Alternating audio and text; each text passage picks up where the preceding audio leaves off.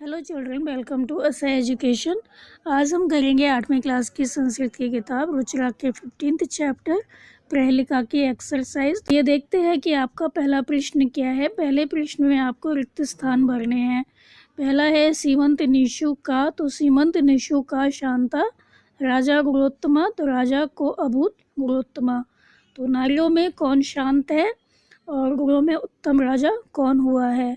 अगला है कम संघान, तो कम संघान कृष्णा का गंगा का शीतल वाहिनी गंगा। कृष्ण ने किसे मारा, शीतल धारा वाली गंगा कहाँ है।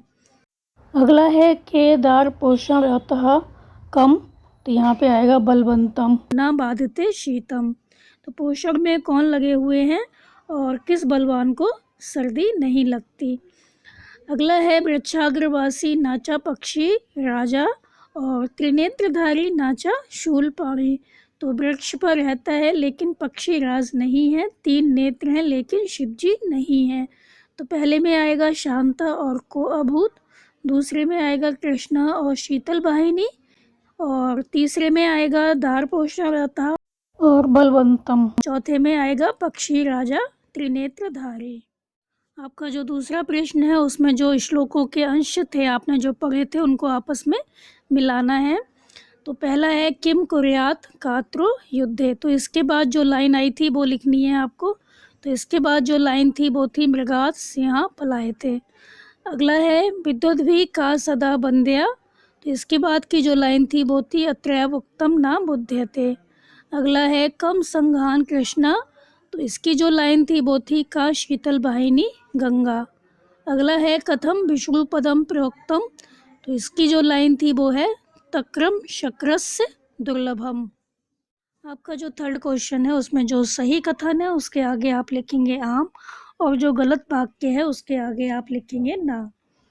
तो इसमें जो एग्जाम्पल दिया गया है वो है सिंह कर्लिनाम कुलम हंती, शेर हाथियों के कुल को मारता है। तो ये वाक्य सही है, हम लिखेंगे आम। अब जो पहला प्रश्न है वो है कात्रो युद्धे युद्धेत, कायर को युद्ध में युद्ध करना चाहिए, तो ये गलत वाक्य है। जो डरपोक लोग हैं उनको युद्ध नहीं करना चाहिए, तो हम लिखेंगे ना। अगला है कस्तूरी मृगात चाहते, कस्तूरी जो है हिरन से उत्पन्न होती है, हिरन में पाई जाती है, तो ये सही है, हम लिखेंगे आम। अगला है मृगात सिंहा पलायते, मृग से शेर भाग जाते हैं, तो ये गलत वाक्य है। जो हिरन होते हैं उससे शेर नहीं डरते, तो ये होगा ना। अगला है कंसा जघान कृष्णम, कंस ने कृष्ण को मारा, तो ये गलत है क्योंकि कृष्ण ने कंस को मारा था, ना कि कंस ने मारा था कृष्ण को, तो ये हो जाएगा ना। अगला है तक्रम शक्रस्य दुर्लभम, तो तक्रम माने छाछ, शक्रस माने इंद्र, दुर्लभम माने कठिन। इंद्र का छाछ दुर्लभ है, मतलब इंद्र का छाछ मिलना दुर्लभ है, कठिन है, तो ये वाक्य सही है, हम लिखेंगे आम। अगला है जयंता कृष्णस्य पुत्र, जयंत कृष्ण का पुत्र था, तो जो जयंत था वो कृष्ण का पुत्र नहीं था, जयंत जो था वो इंद्र का पुत्र था, तो हम लिखेंगे ना। तो जो पहला है उसमें आएगा ना, दूसरा है उसमें आएगा आम, तीसरा है उसमें आएगा ना, चौथे में आएगा ना, पांचवें में आएगा आम, और छठे में आएगा ना। आपका जो चौथा क्वेश्चन है उसमें आपको संधि विच्छेद करना है। पहला है कर्लिनाम कुलम, तो इसका हो जाएगा कर्लिनाम धन कुलम। अगला है को अभूत, तो कहा धन अभूत। अत्रैव उक्तम, तो अत्र धन एव धन उक्तम। वृक्षाग्रवासी, तो वृक्ष धन अग्रवासी। अगला है त्वग वस्त्रधारी, तो इसमें हो जाएगा त्वक धन वस्त्रधारी। अगला है बिभ्रन, तो बिभ्रत धन ना। आपका जो पांचवा प्रश्न है उसमें जो पद दिए गए हैं उसमें आपको देखना है कौन सा लिंग है, कौन सी विभक्ति है और कौन सा वचन है। तो स्त्रीलिंग है, पुल्लिंग है या नपुंसक लिंग है। विभक्ति में आपको देखना है प्रथमा विभक्ति से लेकर सप्तमी विभक्ति संबोधन तक आपको देखना है कि इसमें कौन सी विभक्ति लगाई गई है, और वचन एक वचन है, द्विवचन या बहुवचन, ये सब आपको इसमें देखकर लिखना है। तो इसमें जो एग्जाम्पल दिया गया है वो है कर्ली नाम, तो ये कर्ली नाम है वो पुल्लिंग है और षष्ठी विभक्ति का बहुवचन है, इसी तरह आपको बताने हैं। तो पहला दिया गया है कस्तूरी, कस्तूरी में क्या है, स्त्रीलिंग है और प्रथमा विभक्ति है, एक वचन है। युद्धे, ये पुल्लिंग है, सप्तमी विभक्ति है, एक वचन है। सीमांतेषु ये स्त्रीलिंग है, सप्तमी विभक्ति है और बहुवचन है। बलवंतम ये पुल्लिंग है और द्वितीय विभक्ति है, एक वचन है। शूलपाणि ये पुल्लिंग है और प्रथम विभक्ति है, एक वचन है। शक्रस्य ये पुल्लिंग है, षष्ठी विभक्ति है और एक वचन है। आपका जो छठा क्वेश्चन है उसका जो आ है उसमें आपको विलोम पद हैं वो लिखने हैं। तो जायते मतलब उत्पन्न होना, तो उसका हो जाएगा म्रियते। वीरा वीर है, वो हो जाएगा कात्रः डरपोक। अशांतः अशांत, इसका हो जाएगा शांता। मूर्खई मूर्ख, विद्वद्भी विद्वान। अत्रैव मतलब यहाँ ही और तत्रैव वहाँ ही।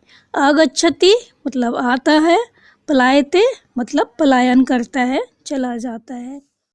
छठे क्वेश्चन का जो सेकंड पार्ट है उसमें आपको समानार्थक पद है वो छाट कर लिखने हैं। तो कोष्ठक में जो पद दिए गए हैं उसमें से आपको छाटना है कि समान पद कौन सा है। पहला है करिणाम, तो इसका हो जाएगा गजानाम, तो इसका मतलब होता है हाथियों को। अगला है अभूत, अभूत माने होता है हुआ, और इसका होगा अभवत, तो इसका मतलब भी होता है होना। अगला है बंद्या, तो इसका होगा बंदनिया। बुध्यते अवगम्यते। घटा, घटा माने घड़ा मटका, इसका होगा कुंभा। और संजघान मतलब मारना, इसका होगा अमार्यत मतलब मारा। आपका जो सातवां क्वेश्चन है उसमें जो कोष्ठक में पद दिए गए हैं तो आपको देखना है कि इसमें कौन सी विभक्ति लगेगी और आपको वाक्य पूरा करना है। एका काका आकाश, डीयमाना आसीत, तो यहाँ पर आकाश लिखा है तो यहाँ पर लगेगा आकाशे। तो यहाँ पर सप्तमी विभक्ति का प्रयोग होगा, तो जहाँ पर भी में, पर, है, हो, हरे इस तरह के शब्द आते हैं वहाँ पर सप्तमी विभक्ति का प्रयोग होता है। तो एक कौआ आकाश में उड़ रहा था। एका काका आकाशे डीयमाना आसीत। तृषार्थ सह जलस्य, तो जल में यहाँ पर आएगी षष्ठी विभक्ति, तो तृषार्थ सह जलस्य अन्वेषणम करोति, तो बहुत अधिक प्यासा था तो वो क्या करता है, जल की तलाश करता है। तदा सह घट, तो यहाँ पर आएगा घटे। अल्पम, यहाँ पर आएगा जलम पश्यति।